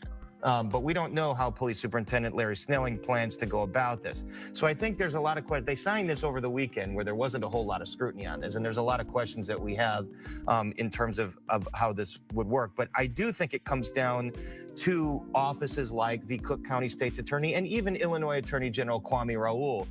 What do they feel? Do they feel that their office has the power to go after sworn law enforcement agents They who are don't. engaging perhaps the way they did in Minnesota with the killing of Alex Preddy? And in that case, we know that the FBI and the Department of Justice has opened up a civil rights investigation into that. So I just think there's a lot of questions. They're going to find, watch this. Watch they get cleared of the Alex Preddy shooting, because he's on tape being a violent agitator. Him kicking out that tail light. Yeah, that's going to be used against him. That's going to show that he's a violent aggressor, and that he attacked. And that wasn't his first time attacking ICE agents, federal agents. Him getting shot, that's because he attacked federal agents. He involved himself with federal agents while armed. And whether he was shot after being disarmed or not, he was resisting arrest. Both times he resisted arrest. The reason why they let him go the first time, because they really didn't have any room for him. Plus they had somewhere else to be. So they let him go the first time. Other than that, they would have thrown him in jail. And of course, in Minneapolis, they would have let him go. And in all honesty, there needs to be federal detention centers. I don't know why every state doesn't have a federal detention center, to where they take people like these protesters and they lock them up in their detention center. Like, and you'll see the judge on Monday, because you have the right to due process. But we don't do catch and release here. This is your bail. You did what? Oh, this is your bail. You don't get let out the next day on a signature bond or anything like, or on your own recognizance. No. We hold you. You pay. If we give you bail at all. Because these cities are just, every time they throw one of these agitators and violent offenders into the city jail, they get turned around and let out within 24 to 48 hours. That's why they're trying to end the no cash bail. Like this, it's ridiculous. It's ridiculous. And then want to complain that ICE agents are kicking their asses up and down these streets.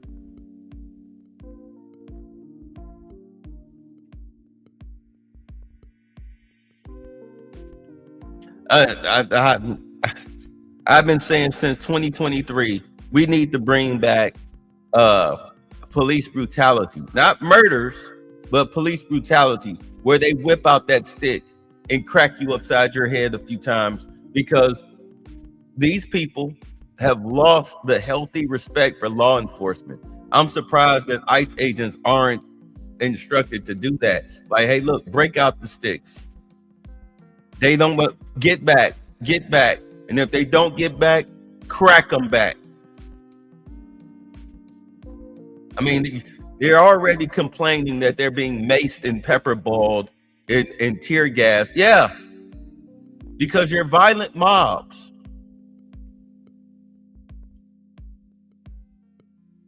You're lucky it doesn't get as physical as it should be. And now you got the Democrats, some oh, you need to crack down. You need to not be. You need to not tear gas and mace people. You should let them get all up on you and interfere with federal agents. No, not going to happen. If anything, they need to increase it. Federal agents need to increase their tactics. Pain makes people step back. And because they're not getting their pain receptors screaming through their bodies,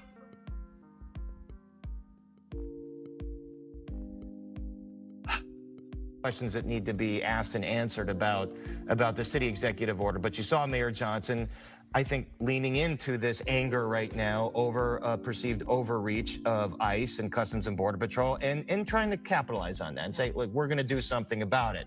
What that something is, does it have teeth? That's what we have to figure out. It was kind of touted as Chicago is the first city to do something like this when that executive order was signed.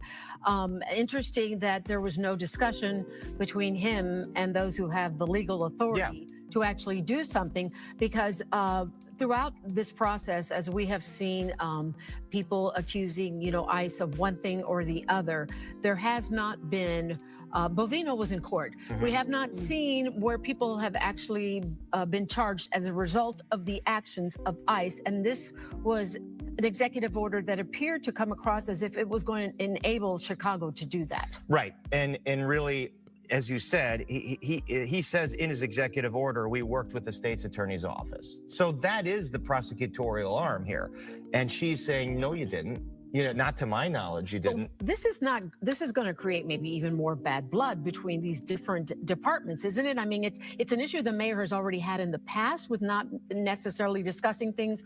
The governor's a perfect example of that, right? Right. Yes, the mayor has gotten into this issue with the governor's office. They've gone at it. It's clear that State's Attorney Eileen O'Neill Burke and Mayor Johnson do not see eye to eye on a lot of things. She's a tougher on crime type of prosecutor. Mayor Johnson has opposed the notion of, over-incarcerating, more incarceration as a way to bring crime down.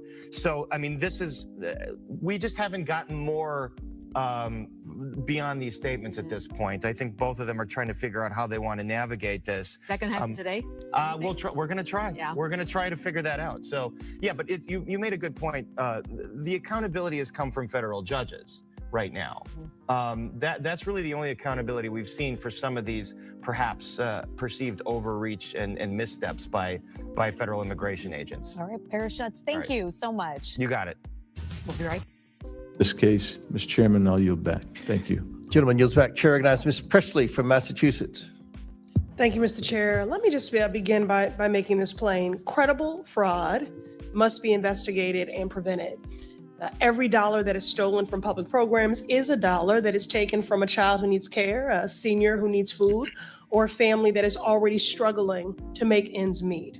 Ms. Robbins, I want to just begin with a basic question, and please answer yes or no. When someone is convicted of defrauding the public, do you believe that they should be held accountable? Yes. So if we're serious about fraud, then we... You already know what she's about to say. You already know where she's going with this. You already know where this loser is going. But I'm gonna let her finish. We also have to be serious about accountability. Ms. Robbins, do you mind just expounding, what does accountability look like to you? We want to prosecute everyone who's committed a crime, and we want to fire officials in the agencies that are liable for allowing the failure of internal controls. Okay, so Ms. Robbins, let me be more clear. What should happen to fraudsters who steal public dollars? They should go to jail. So in my opinion, accountability means restitution. It means consequences, like incarceration, that help ensure that it doesn't happen again, as a real deterrent and accountability. It means that money taken from families and the public is returned to them. But that is not the standard that is being set by Donald Trump. who is wielding his clemency authority to allow fraudsters to escape accountability altogether. Last month, my office published a clemency report titled Trump's Clemency Gap, How Trump's Pardons Are Ignoring the People Who Need Them the Most. I ask unanimous consent to enter this into the record. Thank you. Now to the witnesses who serve in the Minnesota State Legislature on the Fraud Prevention Committee, let's walk through these pardons for fraudsters. And we all care about fraud. So Ms. Robbins, Mr. Hudson, and Ms. Rarick, Donald Trump pardoned George Santos, who defrauded voters and owed them $370,000 in restitution to victims. Raise your hand if you oppose this pardon. Thank you, Mr. Ballou. Ma'am, I would have to look at the law and the facts of the case. We cannot know the facts of all these individual cases. Don't deflect. This is a very public case. You know who George Santos is. You know exactly what he did. We just agreed that, fraud is unacceptable. And you just talked about accountability. You said if people commit fraud and exploit public good, that they should be incarcerated. So this is not a complicated question. So I will give you all one more opportunity. Ms. Robbins, Mr. Hudson, and Ms. Rarick, raise your hand if you oppose the pardon of George Santos. Not playing this game. It's not a game. It's real life. It's not a game at all. Okay, well, I will take your refusal to go on record, not only as cowardice, but that you do agree with that pardon of that fraudster. Moving on, Donald Trump also gave, and this has never been done before, presidential pardons to corporations that committed fraud. One example is the crypto company BitMEX that violated U.S. law and was fined $100 million. Now raise your hand if you oppose Trump's pardon of this crypto company. Not participating. Okay, again, I'll take your refusal to raise your hand in opposition. That means that you support this pardon of this. This is the best way you deal with the whataboutisms. Like, don't even entertain it. For fellas, for all of y'all that's crying about why women don't love you, don't play the game. Don't play the game. Don't play the game. A corporation that frauded folks to the tune of $100 million. Refusal to participate is not an reclaiming expression. Reclaiming my time. To participate You is know not the an rules of expression committee? one way or Do you the know other. the rules of committee? This is my time. I know that I am here as a member of the public. Reclaiming my time. You are that not, you Mr. Chair. Mr. Chair. That's what I You do. are not in order with the rules of the committee. This is my time. This is my time. That's I our ask the dollars. questions and you answer, but you're too much of a coward to answer. So we're going to move on. Now, yesterday was the 5-year anniversary, and I want to note of the January 6th insurrection. And on Donald Trump's first day in office, he pardoned 1,500 insurrectionists, including Brian Christopher Mock, who's from Minnesota. Are y'all going to say you don't know who that is? He's from Minnesota. Now, he kicked, shoved, and threw a flagpole at police officers, law enforcement that you claim to support. And he did all of that in the name of fraud. He was an election denier. So an election fraud lie. Well, actually, because Tulsi Gabbard, after getting cussed out for making that stupid video last year, she stopped doing what Pam Bondi does, getting on TV finger wagging. She went down into the archives and started doing her goddamn job. And now you've got Barack Obama might possibly be brought up on charges of election fraud. Part of the Biden crime family might be brought up on election fraud. You've got officials down here in Fulton County scared for their lives because they might be going to prison for election fraud.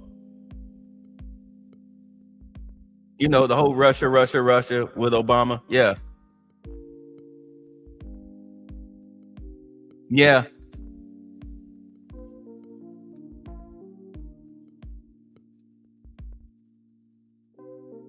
Now, he claims he did these things in the name of patriotism, but really he's just a criminal. So raise your hand if you oppose Trump's pardon of this Minnesota individual.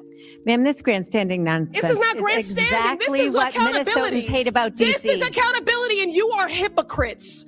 So again, I will take your Thanks for refusal to demonstrating not my opening Excuse statement. me, Chairman, reclaiming order, my decorum. time. She's off the Reclaiming rails. my time. I'm not off the rails, please. You are Enough totally with your off the tropes. rails. Nancy, Order. enough with your tropes. Give me Order. my time back. Order, Mr. Chairman. If Republicans were come here to be serious about accused by reclaiming somebody my who's time, supposed to serve me. restore You the serve time. me Reclaim and my my time. constituents. You have no time left. You You're don't get to overtime. accuse me of things that you can't do. Overtime. You're out of Order. time. Reclaiming my You're out of Order. time. There's no You're time out of left. time. We're done You're here. not We're gonna have done. time. Touch in on time. At least 10 Mr. seconds. Chair, she's out of time. Time's Restore expired. the Out of time. order My and time out is of not time. expired. Ms. Presley, you've You all are already very secured your unserious. MSNBC spot tonight. I'm time's I'm required. looking for Chair accountability, recognizes Miss and you Mays want to from You're run gonna be from so the South good on Carolina. hypocrisy MSNBC. Chair of your recognizes king Miss Mays. and this administration. Thank you, Mr. Chair Chairman. recognizes Miss And Mays. Mr. Chairman, I agree. She's You going to care be a great about host on hungry children. You wanna be MSNBC. cutting This is bananas. my I time. wouldn't want to jump I in front of reclaim Miss my Mays if I time. were you, Miss I Presley. reclaim my time. This is my time. I wouldn't want to interrupt Miss Mays. It's her time. Chair recognizes Miss. No, because you act like a wild animal. You act like a wild animal. These people are not playing your game, and now you're mad. You're mad because you're trying to do the whataboutisms. Instead of talking about the fraud going on in Minnesota, you want to talk about what? Other frauds? So that means that you're okay with what's going on in Minnesota? Keep in mind, the people that she's talking about, they were in prison. They served time in prison. They weren't overlooked. But you want them to overlook what's going on in Minnesota because you know a lot of that federal money is getting kicked right back into the Democratic Party. Let's just be honest. That's how your operation is funded, through kickbacks. Illegal kickbacks is how the Democratic Party has been funded, especially over the past 4 years. Most especially over the past 4 years. And now the spigot has been cut off, and you people are freaking out. Mr. Chair, You're out of order. she did not get all of her time. Mr. Chairman, She wants to still out of insult us for order. 10 more seconds. What do we Your have time to is do expired. to get Yeah, this that's woman in wrong. order? Her time is expired. Chair recognizes You're Miss going to be Mays. great on TV. You're really good. No, baby, you're not.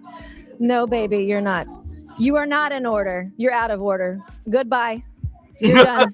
All right. Mr. Chairman, it's my Chair 5 recognizes minutes. Miss Mays. Are we good here? got Mr. it. Chairman, thank you. As I listen to the witnesses answer questions today, I'm struck by the truly breathtaking amount of fraud, the scope and scale perpetrated against the American people by Somalians in Minnesota.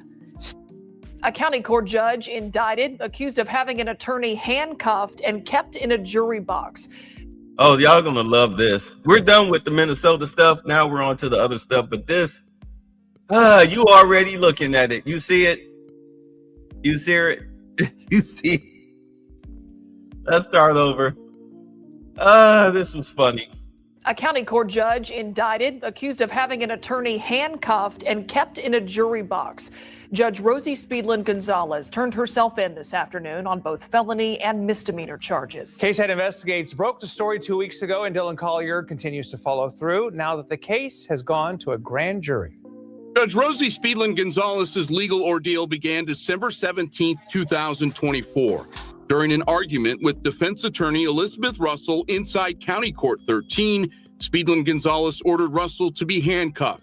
Court transcripts show the judge berated the attorney while she sat restrained in a jury box.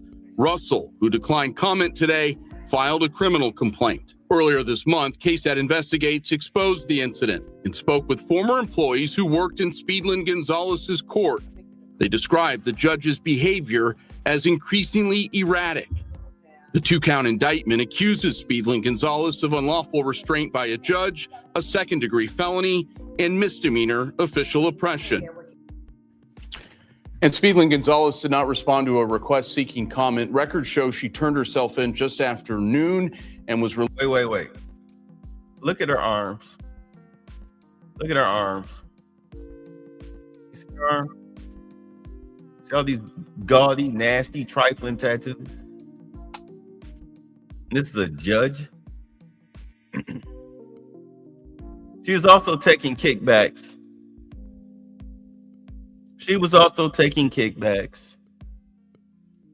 respond to a request seeking comment. Records show she turned herself in just after noon and was released from custody around 2 o'clock. All right, so now that she's not in custody, Dylan, what ultimately happens to the judge moving forward? Yeah, she has an opponent in the March primary, which is now just over 4 weeks away. The State Commission on Judicial Conduct could also move to suspend her, which we have seen happen a couple of 6-7 months. Uvalde County and Frio County, we saw it play out that way. So I expect the commission to move forward in the coming days. Probably will act quickly. Not sure what that discipline will be, though. So until that happens, if it does at all, can she still preside over court cases even though she's under indictment? Yeah, there is no flat out rule in Texas that prevents her from hearing cases while under felony indictment. The commission, as I said, could move quickly to suspend her from her duties. We've been checking with them all afternoon and have not seen any action so far on their part. The other thing that could play into this is the other county court judges could pressure her to step aside until this legal situation is finished. All right, you'll follow it for us. Thank you, Dylan, Dylan. thank you. You bet. In tonight's deep dive, major changes for SNAP benefits going into effect when the clock strikes midnight. The Congressional Budget Office estimates that more than 2 million people could lose benefits because of new work requirements and changes to exemptions. It's all part of President Trump's signature tax and spending plan passed last summer. Our Alex Brochet joins me now, along with Eric Mitchell, the president of the Alliance to End Hunger. Alex, I'll start with you. Break down what's changing overnight. Well, Andrew, let's start with this work requirement, a new 80 hours per month work requirement for able-bodied individuals. Also, a part of that is now they're for individuals that are aged 18 to 64. Previously, the work requirement capped out at about 55. And for family members that take care of dependents, they used to have an exemption for dependents under the age of 18. Now that has shrunk, and it ends for dependents under the age of 14. We also saw exemptions removed for homeless individuals, veterans, and young adults who are in foster care. Additionally, this bill significantly restricts benefits to only apply to certain lawful permanent residents here. It eliminates eligibility for others legally present in the United States. But as you mentioned, the Congressional Budget Office estimates that between 2025 and 2034, 1.1 million people will lose SNAP benefits. Another 1 million people, it estimates, could have those benefits reduced because they are no longer eligible for exemptions. And Eric, what do you make of all these changes made in that GOP mega bill? Well, the GOP mega bill really, quite honestly, is a bill that is just really attacking some of the most vulnerable people in our country. As Alex mentioned, the folks who are going to be impacted by these changes are families with children under 18, older Americans up to age 65.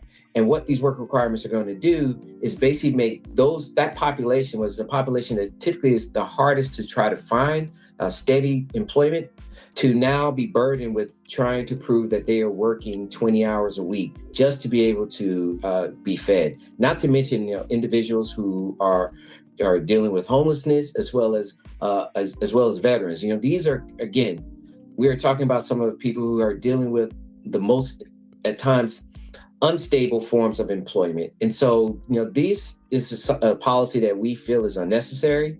There was already work requirements, used for SNAP benefits. And so by extending it and making it even harder, you're just increasing the burden on more Americans. And so with that, Eric, what do you think the result here could be for those millions of Americans? Well, it's not only going to just be those millions of Americans who, like Alex mentioned, the over 1 million people who will lose their benefits, and the additional 1 million people who will see their benefits reduced, but it also puts a strain on the broader community. Food banks are already struggling across this country to try to make sure they have enough food on the shelves to be able to take care of those who are trying to put food on the table, as well as your local grocery markets and others who rely on individuals who are receiving SNAP benefits to kind of keep the economy moving forward. This is something that has it's going to be a trickle-down effect as it relates to the people who are going to be losing these benefits. Eric, how are groups like yours helping to work and bridge that gap and maybe some of the confusion and challenges as millions stand to lose these benefits? We're working with groups in states to talk about how these policy changes are going to impact them directly. I didn't mention the fact that some of the policy changes that's in HR 1 is also going to put more burden on the states, where states are going to have to figure out how to close gaps in their own state budgets to cover what was once going to be covered by the federal government. And so many people are going to have to talk with their state legislatures as well as their governors to make sure that these are priorities in their state budgets. But we're also working with groups to understand what are some of the resources that you can have as relates to being able to make ends meet and be able to qualify for these programs. One thing we have to mention is that this is a program where it's serving over 40 million Americans. This is the largest nutrition program in the country. So any changes to this is going to have a drastic impact on people. And so it's going to be up to us to really educate folks on what those impacts mean. And I really appreciate you guys, making this a topic for today. And Alex, this could be a really difficult week for people. How do they even know if they're about to lose their benefits? Well, that's part of the big confusion here. Number one, you're talking about, as Eric mentioned, a program that some 42 million Americans depend on. But it's not like, there's a website that you can go to and type in your name and your credentials and figure out whether or not you're still eligible. Listen, the reality is that in some states, those benefits are going to evaporate tomorrow, and when the clock strikes midnight, for folks, especially for folks that can't prove their work history. But other states are going to try to at least give a little bit more of a runway, a little bit more of a buffer before starting to kind of wean people off of these programs. But when we talk to a lot of food banks, that is their big concern. It is the uncertainty. It is the hodgepodgeness, if you will, of this taking effect, and they're hearing concern from a lot of people that are dependent on these programs. Excellent point and good insight from you both, Eric Mitchell and Alex Brochet. Thank you. Oh well. Usually it's a little warmer than it's been. They just had the. All right, I'm gonna call it a day here. This is 20 minutes. But we'll cover this at another time. You guys be safe. I will see y'all tonight. We'll get into some of the Epstein stuff. Yeah, but be careful out there. Watch out for black ice. Not black guys, black ice. Peace out. Now, gentlemen, Mr. Butler's been up north, I hear. Don't you agree with us, Mr. Butler? I think it's hard winning a war with words, gentlemen. What do you mean, sir? I mean, Mr. Hamilton, there's not a cannon factory in the whole South. What difference does that make, sir, to a gentleman? I'm afraid it's going to make a great deal of difference to a great many gentlemen, sir. Are you hinting, Mr. Butler, that the Yankees can lick us? No, I'm not hinting. I'm saying very plainly that the Yankees are better equipped than we. They've got factories, shipyards, coal mines, and a fleet to bottle up our harbors and starve us to death.